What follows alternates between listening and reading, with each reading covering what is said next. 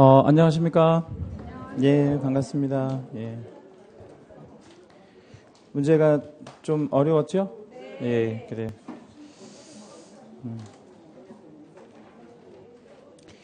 중개서법만 어려워요? 아니면 다른 과목이 다 어려워요? 아, 그래요? 제일 어려워요? 예. 다른 건 다 쉬워요? 아, 그래. 이게 이제 원래 동영모의고사, 제가 욕 많이 먹고요. 예, 이제 본 시험 끝나면 제일 이렇게 욕 덜 얻어먹는 편이에요. 예. 이게 이제 일부러 어렵게 하고 있고요. 아마 다음 주는 조금 쉬워질 겁니다. 정말로요. 예, 정말로 다음 주는 좀 쉬워질 건데, 그게 제가 문제를 쉽게 내서 그런 게 아니라 여러분들이 이제 이런 문제들에 좀 단련돼 있기 때문에 다음 주는 이제 점수가 조금 더 나오실 거예요. 오늘도 하나 정도는 더 맞출 수 있는 문제였었어요. 그 지난주 문제보다. 사실은 지난주 문제가 좀 더 어려웠던 문제였고요. 그래서 점수 이제 이따가 그 성적표 받으시면 이제 본인 성적 관리 잘 하시고, 다만 이제 오늘 문제가 지난주에 비해서 지문이 조금 길었어요. 예. 그래서 지문이 좀 길어서 연세 조금 있으신 분들은 조금 시간 안에 풀어내기가 쉽지는 않았을 겁니다. 예, 그런 어떤 단점은 있긴 한데 전체적으로 뭐 지난주하고 좀 난이도는 좀 비슷했고요. 자, 문제 보시도록 하겠습니다. 자, 1번부터 볼게요. 다음 중 중개대상물에 해당되는 것을 모두 고르면, 이렇게 물었고요. 제가 읽어드리면 중개대상물에 해당이 된다면 O라고 좀 답변해 주시고, 이건 안 돼 이러면 X라고 좀 답변을 해 주실게요. X는 이제 이유를 제가 좀 바로 말씀드릴게요. 기업권의 사건이 소멸된 토락지. 자, X인데 왜 X죠 이게? 토락지라서 그런 건 아니고요. 사건이 소멸됐다라는 건 무슨 뜻이겠어요? 사적으로 소유할 수 없는 거. 그러니까 사적으로 소유가 안 되는 거잖아요. 그래서 X라고 답변하시는 게 맞고, 니은 사유인 지방하천. O, 얘는 왜 O? 사유니까요. 사적으로 소유 가능하니까요. 디귿, 토지거래 허가구역 안에 농지. O, 요거는 이제 뭐 받으면 되는 거죠? 허가 받으면 되는 거니까 아무 문제가 없죠. 예. 니을번에 건축물인 광고탑. O, 건축물이죠. 말 그대로 건축물. 예, 그 용도가 광고탑일 뿐인 거고요. 문제될 게 없고, 미음 공장재단과 분리된 공업소유권. X, 예, 분리하는 것 자체가 불법이고, 분리되어진 게 이제 그 공업소유권인데, 그거 자체가 중개대상물이 된다는 규정도 없죠. 예, 비읍, 도로법상의 접도구역에 포함되어 있는 토지. O, 아무 문제가 없죠. 예, 거기 이제 다만 접도구역에다가 밑줄 하나만 해주시고요. 접도구역에 포함되어 있는 토지 가지고는 예를 들자면 건축을 할 수 있을까요? 아니면 건축 못하나요? 건축 못하죠. 물건을 쌓아놓는 행위는요, 야적. 당연히 안 되겠죠. 농사를 짓는 행위는 어떻겠어요? 경작. 당연히 안 되죠. 그 어떤 것도 안 되는 게 접도구역입니다. 접도구역은 차가 이렇게 피난하는 구역이거든요. 그러니까 이제 가령 도로에서 어떤 위급한 상황이 발생할 수 있잖아요. 뭐 예를 들자면 지방국도 가다 보면 그냥 편도 1차선밖에 없는 도로인데 갑자기 사람이 뛰어들거나 뭐 야생 뭐 동물들이 뛰어들면 어떻게 해야 되겠어요?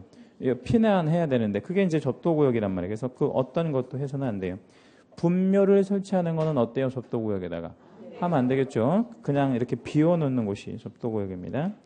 그러면 1번은 중개대상물에 해당되는 거라고 그랬으니까 몇 개냐면 4개죠. 자, 2번. 2번 문제 다시 한번 별표하겠습니다. 용어의 정의 문제인데 지난주도 별표해드렸고요. 지난주에 이어서 오늘 또 틀리신 분 손 한번 들어보세요.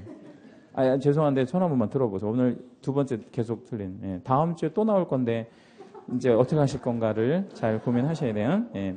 용어가 6개밖에 없거든요. 그러니까 6개밖에 없으니까 내가 용어를 계속 틀리는구나 이렇게 생각하시고 맞출 수 있도록 하세요. 다음 주에는. 옳은 것 1.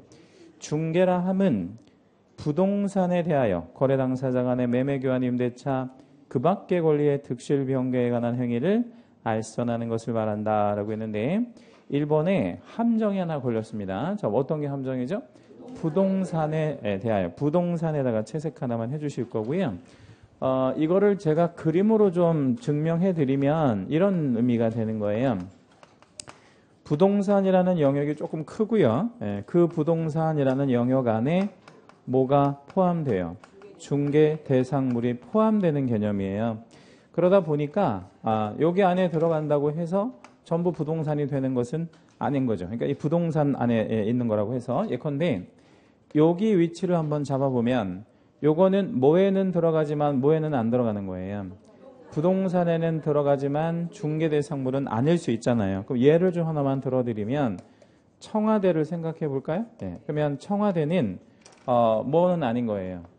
중개대상물은 아닌 거죠. 그 대신 뭐에는 들어가요? 부동산에는 들어가잖아요. 그래서 모든 부동산이 중개대상물이 되는 것은 아닙니다. 이 공인중개사람은 공인중개사 법령에 의한 공인중개사 자격시험에 합격한 자를 말한다라고 했는데 정확히 공인중개사의 정의가 이게 아니에요. 공인중개사는 뭐한 자? 자격을 취득한 자라고 합니다. 물론 합격은 취득의 원인이 될 뿐인 거지 합격한 자를 공인중개사라고 정의하잖아요. 왜 그러냐면 우리가 이제 시험을 잘 보면 합격자 결정 공고라는 거를 하거든요. 이제 그게 이제 한 달 안에 해야 되는데 우리가 시험 보고 나서 그러면 그 합격자 결정 공고가 되면 나는 공인중개사냐? 아니에요. 그냥 합격자인 거지. 그리고 다시 한 달을 기다리면 나한테 뭘 줄 거냐면 자격증을 줄 건데 그 자격증을 교부할 때 대장에다가 내 이름을 올릴 거 아니에요. 그러니까 나는 자격증 번호가 부여되는 순간 그러니까 라이센스 번호가 나와야 그게 뭐가 되는 거예요? 공인중개사가 되는 거죠. 정확히 합격한 자라고 정의하잖아요. 3. 중개업이 되기 위해서는 몇 가지 요소가 필요하죠? 세 가지. 세 가지가 의뢰, 보수, 근데 필요 없는 말이 하나 있네요. 그렇죠? 지난주도 한번 말씀드렸는데 어떤 말은 필요 없는 말이에요. 등록을 하고 라는 말은 필요 없죠. 만약에 3번 정의를 맞다라고 한다면 굉장히 이상한 결과가 나와요.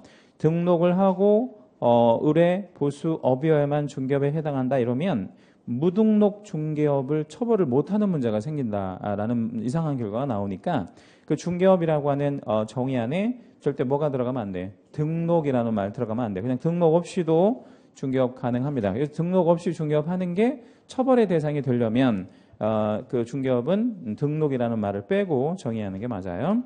4. 소속 공인중개사라 함은 개공에 소속된 공인중개사로서 중개 업무를 수행하거나 개공의 중개 업무를 보조하는 자를 말한다. 이게 맞았는데 지난주에도 소공 나왔었잖아요. 그러니까 지난주 지문하고 요거 지금 오늘 지문하고 차이점은 가로가 없잖아요. 제가 지난주 말씀드렸듯이 가로를 생략해도 된다 그랬어요. 가로 처리 빼도 상관없습니다. 물론 이제 가로를 넣었을 때는 정확하게 넣어야 되겠죠. 그 가로에 어떤 게 들어가냐면 사원 또는 임원도 자격이 있으면 뭐에 포함된다? 소공에 포함된다. 그게 이제 들어갔던 거고요. 5. 개공이라 함은 중개업 등록을 하고 중개업을 영위하는 자를 말한다라고 했는데 여기도 필요 없는 말이 하나 들어갔네요. 어떤 말은 필요 없는 말이에요. 영위하는 자라는 말은 필요 없는 말입니다. 그냥 개공은 뭐한 자? 등록한 자라고만 정의해요. 그냥 업을 영위하는 것은 필요 없는 말이에요. 자, 문제 3번 틀린 것 1. 1번 문항에다가 별표를 2개 할게요. 1번 문항이 시험에 제일 잘 나오는 이쪽 그 파트에서는 그런 문항인데 그 1번 문항 밑에 여백에다가 요거를 하나 좀 적어 놓을게요. 우리가 이제 등록이라는 걸 신청하잖아요. 그러면 이제 며칠 안에 등록을 해서 본인에게 통지하도록 하고 있어요. 7일이죠. 이게 이제 7일 내에 등록을 하고 통지하도록 해야 돼요. 7일 일단 중요하고. 그러면 통지를 받았습니다. 그 이후에 해야 되는 거? 보증을 설정해야 되죠. 보증 설정. 그리고 보증 설정을 하면 관청에서 이걸 확인해 보고, 그러니까 보증을 설정했는지를 확인해 보고 가장 마지막에 뭘 줘요? 등록증을 주죠. 그래서 등록증 교부 요건이다. 이렇게 볼 수도 있는 거죠. 정리하면 등록증을 주려면 교부하려면 반드시 뭐가 돼야 돼? 보증 설정이 되어야 합니다. 1번 한번 문항 읽어봐 드릴게요. 등록관청은 등록증을 교부하는 때 손해배상 책임을 보장하기 위한 보증의 설정 여부를 확인해야 한다. 그렇게 해야 됩니다. 그래서 순서도 굉장히 중요하고 그런 어떤 내용까지 잘 기억해 주시고요. 2. 사무소 개설 등록을 한 개공이 종별 달리하여 업무를 하고자 할 때 원칙적으로 등록 신청서를 다시 제출해야 한다라고 했는데 그 2번 문항도 하나 좀 적어드리면 종별 변경을 얘기하는데요. 종별 변경의 유형이 두 가지 타입이 있어요. 뭐에서 뭘로 이렇게 바뀌는 경우가 있냐면 공인중개사인 개공에서 법인으로 이렇게 바뀌는 경우가 있고, 그럼 법인의 대표자는 자격이 있어야 되니까 공인중개사인 개공으로 갈 수도 있겠네요. 그렇죠? 이렇게 왔다 갔다 할 수 있는 종별 변경이 있는데 실무적으로 보면 이렇게 바뀌는 경우가 거의 99.99%고요. 이렇게 바뀔 때는 원칙적으로 유형이 완전 다르니까 등록 신청을 다시 해야 됩니다. 등록 신청을 다시. 이게 원칙이에요. 유형이 완전 달라지니까 이게 원칙이다. 그런데 아주 특이한 케이스의 종별 변경도 하나 있을 수 있는데 이론적으로요. 누가 누구로 바뀌는 거? 부칙 개공이 공인중개사인 개공으로 바뀔 수는 있죠. 그죠? 이론적으로 가능은 하잖아요. 근데 가능은 하지만 이제 사실 이렇게 가는 것이 거의 없는 이유가 이렇게 간다고 해서 특별한 실익이 없어요. 어차피 이 사람 뭔데요? 개공인데 이쪽으로 굳이 갈 필요 없잖아요. 이렇게 간다고 해서 좋아지는 게 뭐 달라지는 게 특별히 없으니까. 따라서 이런 경우는 약식 방법인데 이때는 등록증 뭘로요? 재교부 방식으로 이렇게 한다. 이렇게 보시면 되고요. 이게 원칙 예외 중에서 뭐에 들어가냐면 예외에 들어간다. 이렇게 보시면 돼요. 그럼 정리 다시 해보면 종별 변경의 원칙은 뭘 다시 하는 게 맞아? 등록 신청을 다시 해야 돼. 그 등록 신청을 다시 한다는 말은 뭐가 바뀌고? 등록 번호가. 다시 하니까 번호 자체가 아예 바뀌는 그런 형태의 종별 변경이 되겠죠. 3번 등록 신청을 받은 등록관청은 개설 등록 신청 받은 날로부터 7일 안에 개공의 종별에 따라 구분하여 등록을 하고, 그러니까 개인하고 법인하고 등록 번호를 부여하는 방식이 서로 다르다는 얘기예요. 등록 신청인에게 등록증을 교부해야 한다라고 했습니다. 그래서 3번 지문에서 잘 보시면 함정이 하나 걸렸다는 거 알 수 있는데 뭐가 함정일까요? 힌트 드리면 요게 힌트예요. 요거 힌트. 요거를 잘 보면 아니, 그거는 맞아. 뭐가 함정일까요?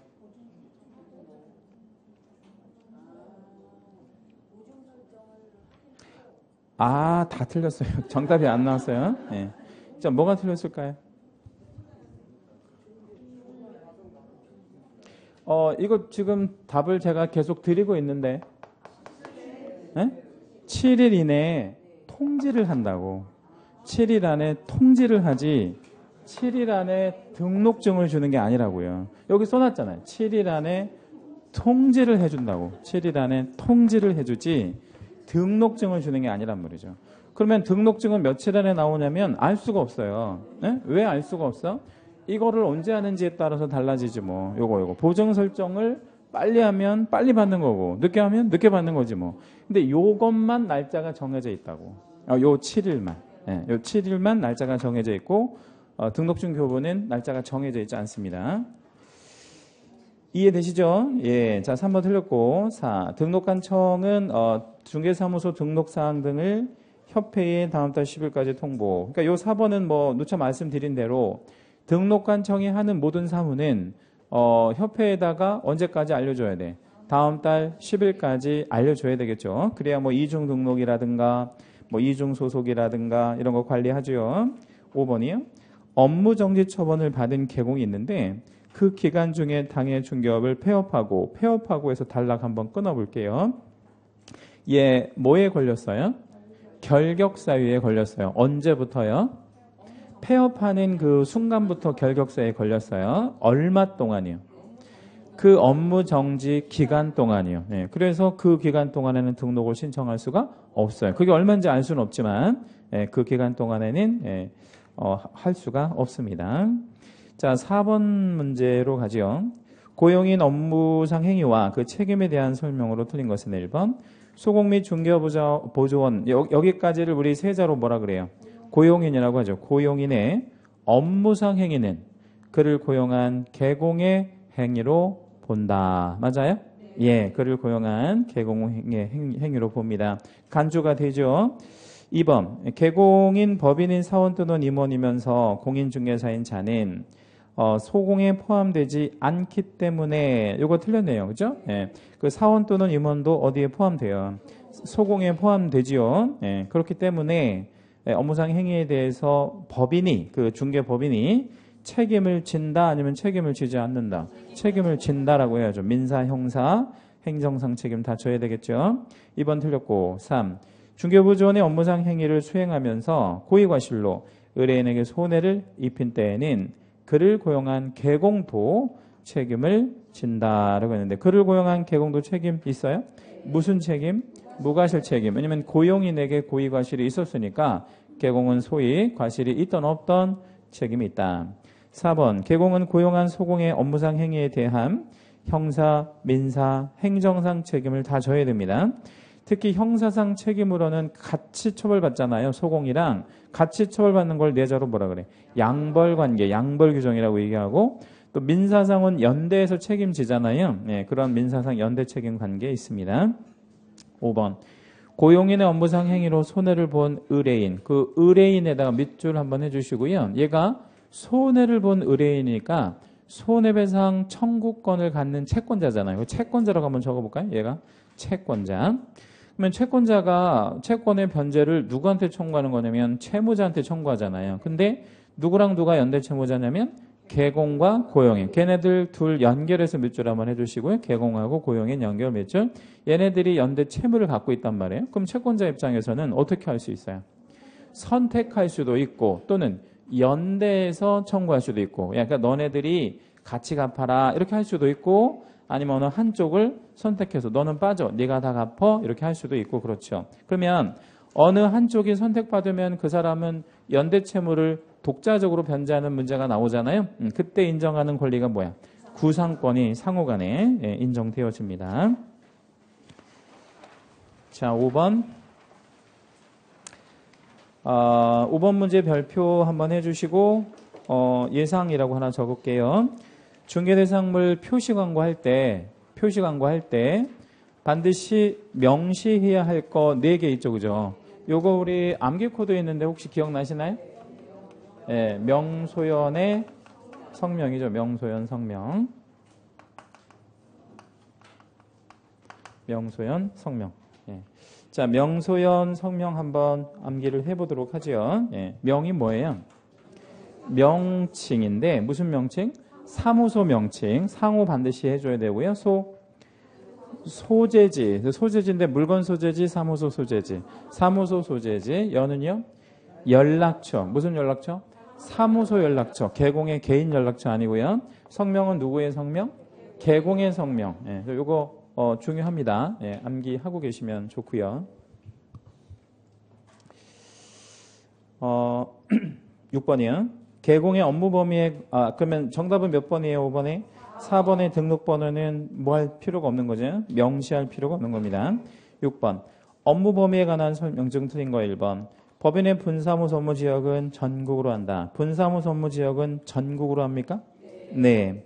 2. 특수법인은 법상 상세한 규정이 없으므로 전국을 업무 지역으로 할 수 있다. 맞는데 얘는 왜 전국을 업무 지역으로 할 수 있을까요?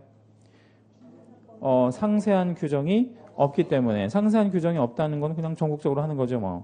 그러니까 제한을 하려면 규정이 있어야 될 거 아니에요. 그 제한이 이제 바로 3번과 4번이 제한이 되는데 3번 한번 읽어볼게요. 우리 부칙개공의 업무 지역은 제한이 있어요. 어디로? 당해사무소가 소재하는 시도 안에서만 할 수 있고요. 그 3번 문항 끝부분에다가 가로 하나만 열어주시고 원칙이라고 적을게요. 원칙은 어디에서만 할 수 있다고? 시도 안에서만. 그런데 4번에 가보니까 예외가 있다라는 거죠. 전국적으로 확대가 되어줄 수 있는 조건이 3가지 조건이 충족되면 확대됩니다. 첫 번째 조건은 뭐예요? 가입. 거래 정황의 가입 동그라미. 두 번째는요? 이용. 예, 그걸 이용하면서 이용 동그라미. 그리고 세 번째 조건이 뭐죠? 공개. 예, 그러면 공개 동그라미. 그럼 세 가지 단어 동그라미 하셨어요. 가입, 이용, 공개. 그 조건 충족되면 어디로 확대? 전국으로 확대됩니다. 전국으로 확대. 다시 3번이 뭐고요? 원칙이고 4번이 예외가 됩니다. 그거 잘 기억하실 거예요. 5번 현행법령상 중개대상물의 범위는 개공의 종별에 따라 차이가 있다라고 했는데 물건에 대한 범위는 차이가 있으면 안 되겠죠. 물건에 대한 범위는 절대 차이가 있어서는 안 됩니다. 차이를 둘 수도 없고요. 7번이요. 예, 사무소 이전과 관련한 다음의 설명 중 틀린 것은 1. 중개사무소가 이전되는 경우에 항상 등록관청도 변경된다라고 했는데 OX, X, 왜 X? 가령 관내에서 움직였을 때는 등록관청이 변경될 필요가 없죠. 그런데 어디로 움직이게 되면요? 관외로 갔다 이거죠. 강동구에 있다가 강속으로 갔다. 예, 그러면 어떻게 되겠어요? 등록관청 당연히 바뀌겠죠. 그죠? 예. 아무튼 그 1번 문제가 틀렸습니다. 2번. 모든 개공은 사무소를 이전한 경우에 이전한 날로부터 10일 안에 등록관청에 신고하여야 한다라고 했는데 이 신고는 모든 개공이 예외 없이 다 해야 되는 거예요? 아니면 안 해도 되는 개공이 있거나 예외가 있거나 그렇게 됩니까? 예외 없어요. 무조건 이거는 해야 되는 소위 이제 강행 규정이니까. 그래서 2번 문항 옆으로 화살표 해주시고요. 이거 위반하면 그러니까 무슨 신고 안 하면 이전 신고 안 하면 얼마 과태료? 100만 원 이하 과태료가 있어요. 예, 그래서 무조건 해야 됩니다. 이거는 예외 없고요. 자, 3번 문항은 밑에 여백에다가 사례 하나만 좀 적어 놓고 시작을 할게요. 자, 이전 신고가 관 내에서 움직이는 경우와 관 외로 좀 멀리 가는 경우가 있잖아요. 이렇게 나눠보면. 근데 관 내에서 움직였을 때는 이게 원칙 예외로 나누어지고요. 처리되는 내용이 조금 달라요. 처리되는 그 내용 자체가. 예, 그래서 관 내에서 움직였을 때는 원칙적으로 어떻게 처리하죠? 수정교부가 원칙이 아니고 등록증 재교부가 원칙이에요. 등록증 재교부 원칙. 예, 근데 예외적으로 수정교부도 가능해요. 그냥 수정만 해서 줄 수도 있다 이런 얘기죠. 그러면 위아래 차이점은 뭐냐? 차이점 있어야 될 거 아니에요. 그러면 요거는 재교부라는 말이 들어가면 돈 받아요. 네, 유료, 행정수수료 있고 얘는요 무료. 그냥 갖고 있는 거 수정만 해줄 거니까.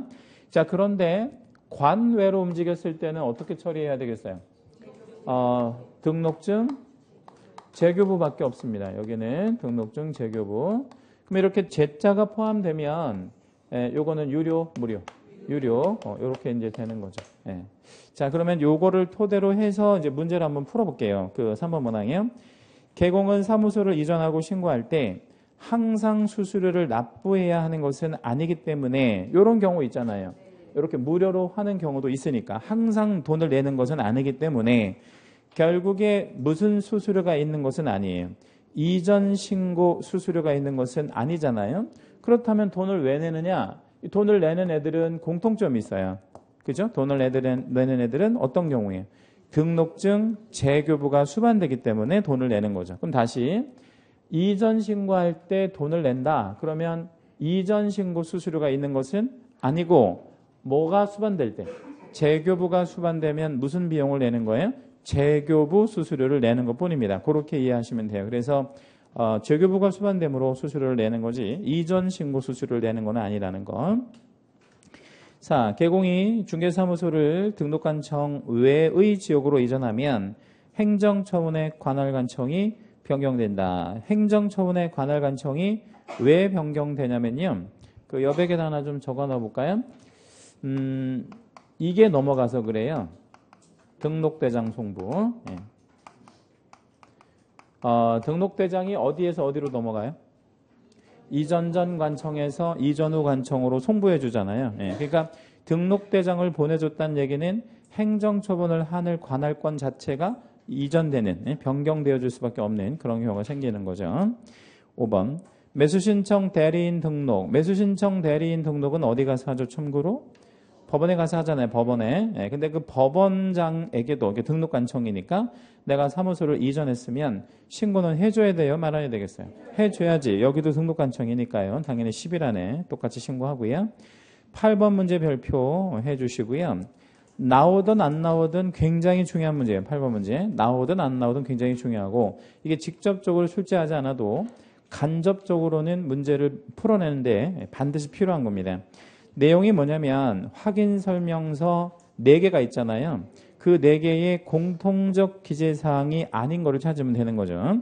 밑에 여백에다 한번 적어볼게요. 우리 확인 설명서 공통적 기재사항 암기 코드가 뭐예요? 예, 대권, 금세, 실수 이렇게 6가지가 있고요. 요거를 확인 설명서에 공통적으로 기재되는 기재사항이라고 얘기하죠. 아주 중요하고요. 잘하면 2문제도 풀 수 있어요. 이거만 알고 있어도요. 자, 한번 암기 먼저 해볼게요. 대는 대상 물건의 표시. 표시는 다 적어야 돼. 어떤 물건이든 표시는 적고. 권은요? 권리관계인데 어떤 권리? 등기된 권리. 그죠? 이건 기본 확인사항에 들어가죠. 그 다음에 금이 뭐예요? 거래 예정 금액. 이거 한번 적어볼게요. 이게 좀 중요한 얘기라서 거래 예정 금액. 자, 거래 예정 금액은 누가 정하는 걸까요? 개공이 아니면 의뢰인이? 개공이 정합니다. 자, 어떻게 정하죠? 개공이 정하는 건데 어떻게 정하느냐라고 제가 질문을 드렸어요. 얘는 거래 가격이 아니에요. 예정 금액이니까 요 정도 돼야 거래될 거예요. 이렇게 예정 금액을 적어야 되는데 어떻게 정하지? 의뢰인한테 물어봐서 정하지 않아요. 협의해서 정하지 않아. 감정평가를 하잖아요. 그죠? 네, 감정평가를 해요. 거래사례 비교법에 의해서 감정평가를 한다고. 우리 학개론에서 감정평가 배우잖아요. 이것 때문에 배우는 거야. 매 건마다 우리 감정평가를 해야 돼. 대충 이 물건이 어느 정도 거래되겠다. 그런데 감정평가에 관한 규칙에 보면 부동산 감정평가를 할 때 반드시 뭐를 해요? 공시지가를 감안해서 평가하도록 돼 있어요. 무슨 얘기냐면 공시지가가 제곱미터당 얼마인데 이거를 얼마에 평가했어? 이런 식으로. 그러니까 무슨 가격이 있다면요? 감정평가액이 있다면 공시지가가 반드시 있는 거야. 다시요. 거래 예정 금액이 있다면 무슨 가격도 있는 거야? 공시지가도 있는 거죠. 그래서 공시지가가 4가지 확인 설명서의 공통적 기재사항에 들어가요. 공시지가도 당연히 들어갑니다. 이건 왜 그렇다고요? 예정 금액이 감정가라서 그런 겁니다. 감정가. 감정가에는 꼭 공시지가가 포함되어야 되니까. 자, 세가 뭐죠? 세? 세금 뭐 이런 거 하지 말고. 이제 우리 내물에면 공인중개사 되실 분들인데. 뭐죠? 조세인데 어떤 조세? 취득에 따른 조세. 여기까지가 우리 무슨 확인사항에 들어가냐면요. 기본 확인사항에 들어갑니다. 실제 권리관계. 실제 권리관계 요거 하나만 세부 확인사항에 들어가죠. 그렇죠? 세부 확인사항에 들어가요. 마지막 수가 뭐예요? 그러니까 중개보수인데 기본 세부 아무 데도 안 들어가는 제3의 영역이라 그랬죠. 그래서 이거 대권 금지 실수는 별 2개짜리 꼭 암기를 하고 계시는 게 아주 유리합니다. 문제 이쪽에서 2문제씩 나오기 때문에. 1번의 개별 공시지가는 예정 금액 때문에 공통적 기재사항 맞아요. 그 다음에 보수도 공통 맞죠? 예정 금액 공통 맞고 4번의 실제 권리 관계도 공통이에요. 근데 5번에 환경 조건이라는 말이 있잖아요. 환경 조건은 오로지 몇 번 서식에만? 1번. 1번이 무슨 서식이지? 주거. 주거용에만 들어가요. 그래서 그 환경 조건은 가로 하나만 열을게요. 환경 조건 안에 들어가는 세부 항목이 3개가 있잖아요. 뭐 있지?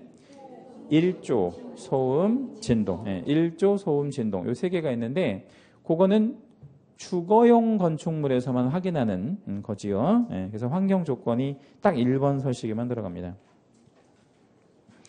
그 8번 문제 같은 경우에는 틀렸으면 말이 안 되는 거예요. 응? 예, 그러니까 정답은 1번 아니면 5번일 텐데. 응? 그렇죠? 둘 중에 하나잖아. 근데 1번하고 5번에서 고민을 하셨을 거란 말이야. 근데 고민을 했는데 1번은 몰랐던 거고 환경 조건은 확실히 알고 있었던 거잖아요. 그런데 에라 모르겠다, 모르는 거 고른 거지. 예, 그러면 틀리는 거죠. 뭐. 예, 확실히 알고 있는 거. 환경 조건은 우리가 1번 서식에만 들어간다고 누차 알고 있었잖아요. 그쵸? 예. 그러니까 여러분이 알고 있는 지식을 신뢰하셔야 돼. 믿어야 된다고. 예, 그래야 되죠? 예. 자, 9번 문제 갈게요. 9번 문제 별표 한번 해주시고 늘 잘 나오는 문제입니다. 우리 부동산 거래 신고할 때 신고서 작성 방법 늘 나오는 문제예요. 출장률 100%. 자, 1번 거래 대상의 종류가 공급계약과 전매계약일 때 두 개 다 채색할게요. 공급계약하고 전매계약. 이 두 가지 계약의 공통점은요. 물건 가격을 적을 때 뭘 포함해서 적고 부가세를 포함해서 적고 나머지 그러니까 그 외라는 게 이제 뭐가 빠졌냐면 매매계약이 빠졌잖아요. 공급과 전매계약 빼면 매매계약밖에 안 남잖아요. 그러면 매매계약의 경우에는 부가세를 포함 제외. 그거는 그냥 외우셔야 돼 머릿속에. 공급계약과 전매계약은 부가세를 포함하고 적고 매매계약 그 외라는 건 매매밖에 안 남았는데 매매계약은 이제 중고 거래가 되니까 한번 이제 등기 치고 넘어가는 거니까 이거는 부가세를 제외한 금액을 적는다. 2번. 거래 당사자가 외국인인 경우 거래 당사자의 국적을 반드시 기재해야 하며 이제 그건 왜 그렇게 해야 되냐면 외국인도 부동산 거래 신고해야 합니까? 네. 그러니까 외국인도 나 어느 나라 사람이야 이거 국적 적어줘야 돼. 그래서 우리가 외국인이 우리나라에 있는 부동산을 취득하는 거는 월별로 관리하나요? 아니면 분기별로 관리하나요? 분기별 한 번씩 이제 이렇게 그 관리해서 국토부 장관한테 보고하는 제도가 있잖아요. 그러다 보니까 어느 나라 사람이 어떤 그 부동산을 취득하는지 이런 거는 국적 같은 거 다 알아야 되고 또 하나는 외국인이 부동산을 매수할 때는 반드시 뭐까지 적어야 되냐면 용도. 그러니까 뭐 때문에 사는 거야? 국적이랑 용도 꼭 적어줘야 돼요. 한국 사람은요. 국적 적지 않고요. 용도 안 적어요. 외국인에만 국적이랑 용도를 적는다. 3번. 공급계약은 시행사 또는 건축주 등이 최초로 부동산을 공급하는 계약을 말합니다. 공급계약은 최초로 부동산을 공급하는 계약을 공급계약이라고 하고 이게 분양 전 공급계약인지 분양 후 공급계약인지 뭐 이런 것들을 표시하도록 이렇게 하고 있습니다. 4번 전매계약은 부동산을 취득할 수 있는 권리의 매매로서 전매라는 거는 뭐 안 하고 넘어가는 거를 말하죠. 등기 안 하고. 그러니까 이제 부동산을 취득하시는 권리라는 거는 무슨 권과 무슨 권이 있어요. 분양권과 입주권이 있죠. 분양권, 입주권은 원래 등기 없이 넘어가는 게 적법하니까 이거를 매매라고 그러지 않고 뭐라고 그러는 거예요. 전매라고 하는 거죠. 5번에 종전 부동산 나는 입주권 매매의 경우에만 작성하고 종전에서부터 입주권 매매까지 쭉 채색하겠습니다.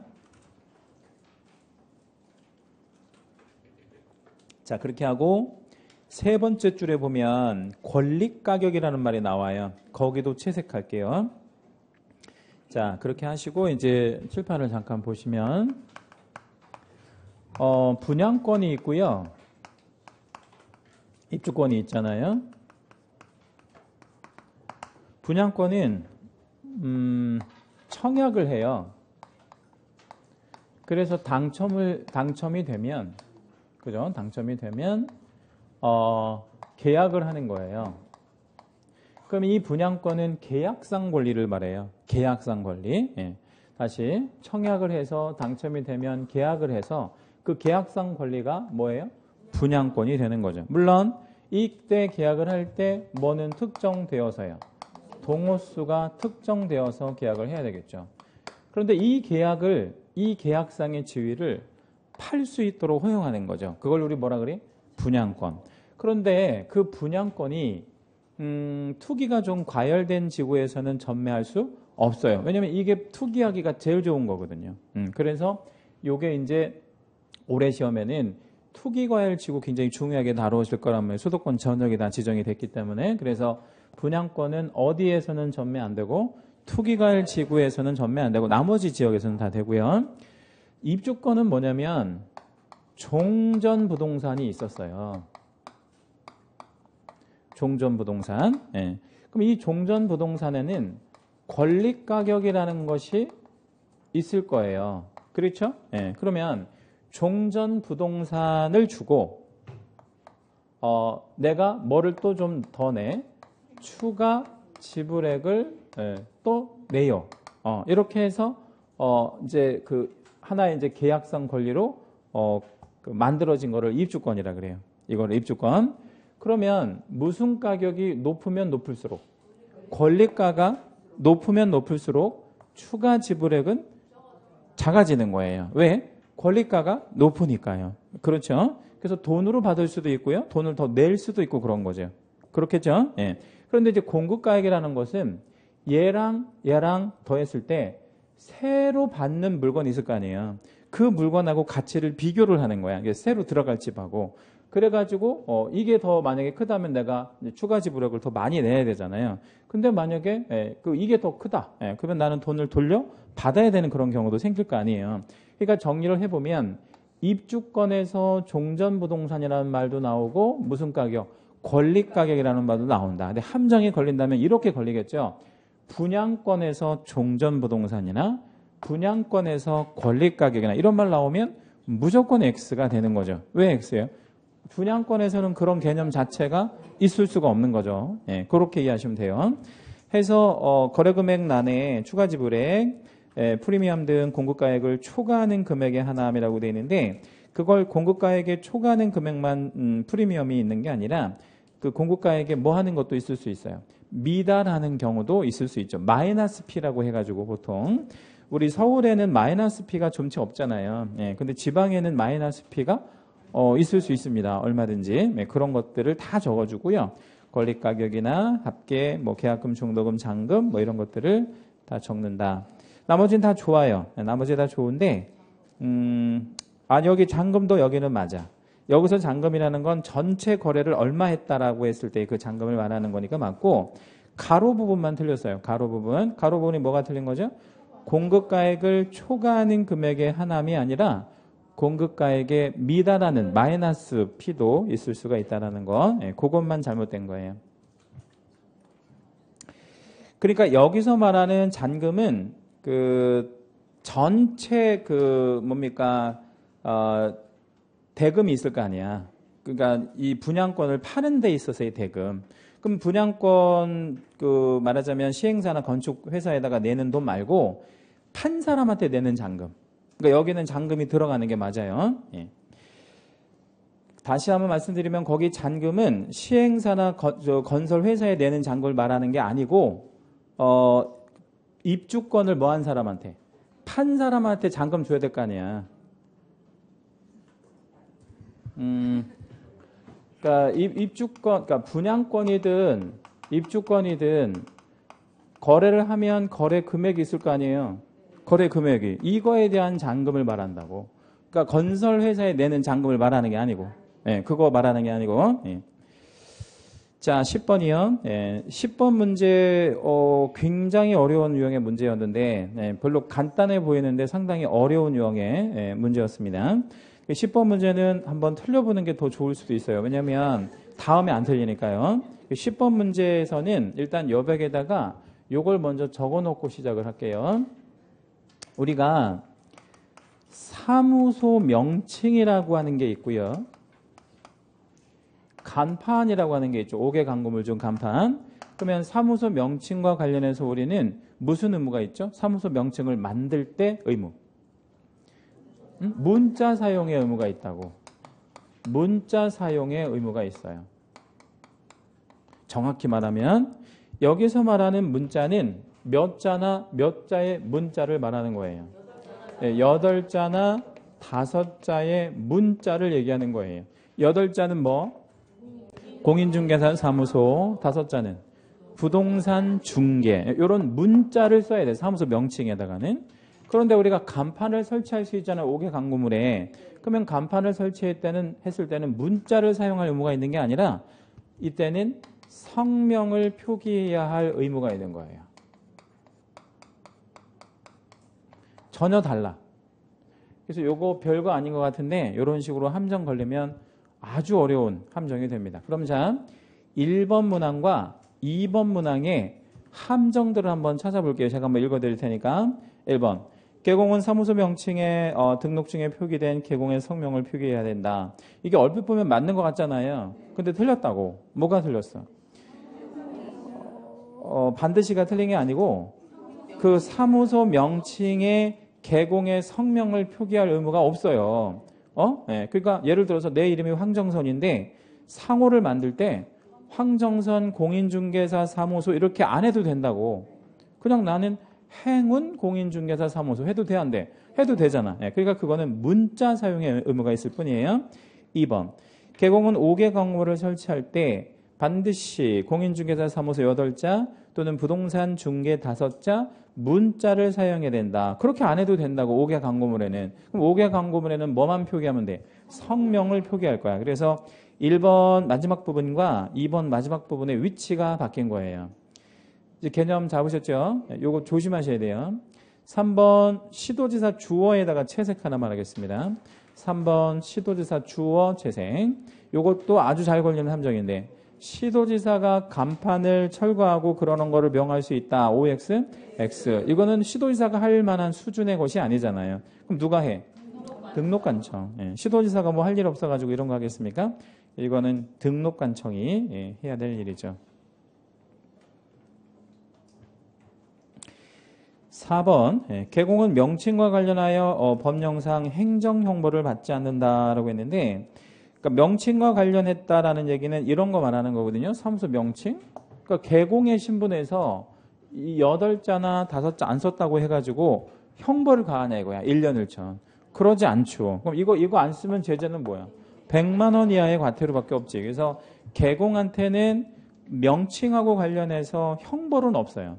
오히려 형벌은 누구에게 가해지는 거냐면 계공 아닌 자에게 가해지는 거지. 계공 아닌 자에게 명칭과 관련해서 1년 1천의 형벌이 떨어지는 거지 계공한테 떨어지진 않아요.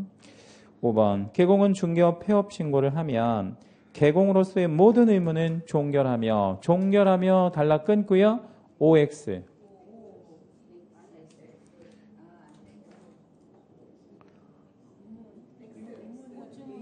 X. 모든 의무가 종결하지 않습니다. 예를 들자면 비밀 준수 의무도 있고요. 또 간판은 어떻게 해야 되겠어? 철거해야 될 의무도, 간판 지체 없이 철거해야 될 의무도 있고. 그래서 모든 의무가 종결하는 건 죽어야 종결합니다. 그래서 우리는 죽을 때까지 뭐를 지켜야 되지? 비밀을 지켜야 되기 때문에 모든 의무가 종결하지 않아요. 11번. 부동산 거래 신고에 관한 제도들인데 틀린 거 찾으랍니다. 1번. 부동산 거래 신고의 원칙적인 의무자는 거래 당사자이며, 그렇죠. 당사자가 원칙 신고합니다. 이들이 공동신고해야 하나. 질문 한번 드릴게요. 공동신고를 어떻게 하는 게 공동신고라고 한다 그랬죠? 서명 또는 날인. 서명 또는 날인을 같이 하는 게 공동신고라고 그랬어요. 제출은 혼자 가서 하는 거라 그랬고요. 그리고 예외적으로 뭐도 가능하다? 단독 신고도 가능하다. 거기다가 우리 가로 하나만 열어주시고 지난주 복습 한번 해볼게요. 단독 신고하러 갈 때 가져가는 거 3개. 일단 신고서, 그 다음에 사유서, 혼자 오게 된 사유서, 그리고요 거래계약서, 원본 4번. 원본은 뭐 할 때 들어가고 등기할 때, 그래서 4번을 갖다 주는 뭐 이런 제도가 있었어 지난주에. 1번 맞네요. 2번. 부동산 거래 신고는 부동산 등에 자, 3가지 단어가 지금 나왔거든요. 3가지 단어 동그라미 다 잡아볼게요. 종류, 면적, 금액. 자, 그러면 3개 다 관계없이 무조건 신고할 건지 아니면 3개 중에서 관계 있는 게 있나요? 있어. 뭐가 관계가 있어? 종류가 관계가 있잖아요. 종류. 그러니까 모든 부동산을 다 신고하지 않잖아요. 예를 들자면 공장재단, 광업재단, 임목 이런 거 신고해 안 해? 안 하잖아요. 그러니까 종류에 관계없이가 틀린 거지. 그러면 면적에는 관계없어? 예, 그건 맞아. 그러면 금액에는요? 관계없어. 근데 종류하고 관계가 있잖아요. 종류하고. 3번 부동산 거래 신고 시 부동산 거래 신고서를 작성하여 신고 대상 물건 소재지 관할 시장구조청장에게 제출해야 된다. 물건 소재지 관할 시장구조청장이 내자로 뭐예요? 신고관청. 예, 신고관청한테 내는 거 맞아요? 예. 4번이랑 5번이랑 별표하겠습니다. 4번, 5번. 아주 잘 나오는 지문들인데 4번 개공이 부동산 거래 신고를 하면 당사자는 신고 의무가 면제됩니까? 예. 이걸 거꾸로 한번 바꿔볼까요? 당사자가 신고를 하면 개공의 신고 의무는 면제됩니까? 그런 제도는 없습니다. 누가 있으면 무조건 누가 해야 돼? 개공이 있으면 반드시 개공이 해야 되고 당사자가 면제를 받아요. 5. 개공 혹은 거래 당사자에 의한 부동산 거래 신고 시에 무엇을 받은 것으로 본다. 거민을 받은 것으로 본다. 거기다가는 채색도 좀 한번 할게요. 그게 아주 시험에 잘 나오고요. 거민은 의제됩니다. 원래 거민은 매도가 받는 거예요? 매수가 받는 거예요? 매수가 받는 거야. 매수가. 네, 그래서 매수인이 거민을 받은 것으로 보는 뭐 그런 제도가 있는 거죠. 12번 문제. 의뢰인 혹은 의민에게 교반은 서류들인데 쌍방에게 교반은 서류를 모두 골라라 라는 문제입니다. 제가 한번 읽어드릴 테니까 일방 혹은 쌍방 이렇게 답변해 주시면 되겠어요. 기억번의 거래계약서 쌍방, 니은 일반 중개계약서 일방, 중개계약서는 개공이 일방 당사자니까 쌍방이라는 개념은 없는 거죠. 디귿번은 따로 별표 하나만 해주시고요. 디귿번 업무보증 증서 4번 반드시 쌍방. 내 손님한테 주면 안 되고 상대방 손님한테도 줘야 돼. 반드시 쌍방에게 교부. 니을 중개대상물 확인설명서 쌍방. 미음번 매수신청 대리물 확인설명서 일방. 얘는 왜 일방? 매도가 없어? 매수가 없어?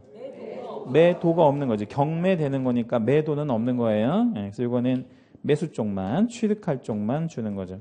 비읍번 매수신청 대리 보수 영수증 일방. 이거 왜 일방? 이것도 경매 물건이니까 매도가 없는 거죠. 13번까지 갈게요. 손해배상 책임에 관한 설명으로 옳은 것은 1. 특수법인이 그러면 떠오르는 거 지역농업협동조합 이런 거 떠오르잖아요. 지역농업협동조합 떠오르죠. 얘가 그 지역농업협동조합 또 보증을 설정해요, 안 해요? 해요. 얼마? 1,000만 원 이상 하잖아. 예, 그러니까 하지 않아도 된다. 틀렸네. 예, 특수법인도 당연히 해야 됩니다. 2. 개공에 대한 손해배상 청구권이라고 했는데 개공에 대한 손해배상 청구권은 의뢰인이 개공한테 청구하는 거잖아요. 그러면 사람이 사람한테 뭘 이렇게 해달라고 청구하는 거잖아. 그러면 채권이잖아요. 그럼 채권의 단기 소멸 시효는 3년이에요. 그래서 5년짜리 시효는 없고요. 3년 시효가 있습니다. 5년 시효 없고 3년 시효. 3번 1억의 보증을 설정한 개공갑의 중과실로 의뢰인 을에게 2억의 손해가 발생이 됐대. 뭐 그럴 수 있죠. 내가 보험은 1억짜리 들어놨는데 손해는 2억 발생할 수 있으니까. 이때 을은 갑에게 얼마를 청구할 거냐 이거지. 1억만 청구할 거냐 아니면 2억 다 달라고 할 거냐. 얼마 다 달라고 해야 돼? 2억 다. 왜냐면 내가 손해본 전 손해를 청구해야 되는 부분이고요. 3번이 옳은 표현이죠. 예, 4번 보증을 설정한 개공이 그 보증을 다른 보증으로 변경하고자 하는 경우에 이미에서부터 채색을 좀 하시겠습니다. 이미 설정한 보증의 효력이 만료되는 즉시까지 채색. 지금 채색하신 자리가 함정 걸리는 자리예요. 함정이 걸렸죠. 이거 옳은 지문으로 한번 바꿔보세요. 그렇게 해도 좋은데 법률의 표현은 뭐냐면 이미 설정한 보증의 효력이 있는 기간 중. 예, 그렇게가 원래 법조문이에요. 뭐 하는 중이요?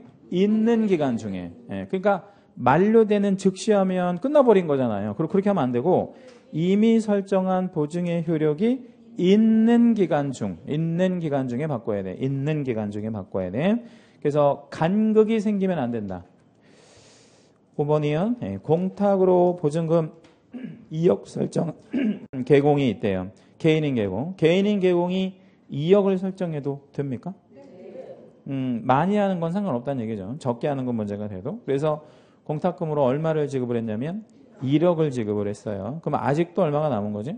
1억. 예, 그러면 15일 안에 부족분 1억 원을 보존해야 된다라고 했는데 부족분이 없잖아요. 예, 그래서 이건 하지 않는다 이렇게 보시면 되고요. 사례 약간 바꿔볼게요. 공탁 2억 설정하고요. 지급을 1억 5천을 했어요. 지급을 얼마 했다고? 1억 5천. 그럼 15일 안에 얼마 보존? 그때는 5천만 원만 보존하면 되는 거죠. 왜냐하면 부족분만 보존하면 되는 거니까 지급한 만큼을 보존하는 건 아닙니다. 잠시 쉬었다 할게요.